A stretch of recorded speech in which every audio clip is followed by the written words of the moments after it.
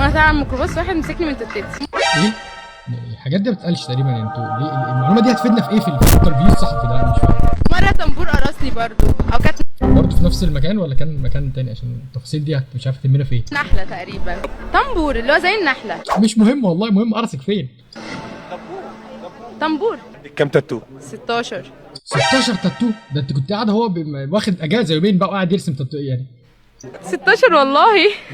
والله 16. مصدقينك والله، انا مصدقك. انتوا مصدقينا؟ مصدقينا والله. يعني في 3 باينين اهو. مش هينفع اقول عليه. اقول فاك مي. وانا بسمع صح ولا السماعه دي بايظه ولا؟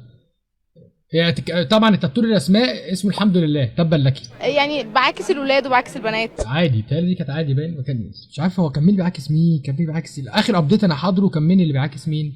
البنت يعني اللي هي جامده وكده، يعني بقول عليها ان هي جامده يعني. بنت شاكك فيك على فكره، وقفتك دي مع كلام مش مريحاني. انا شاكك فيك.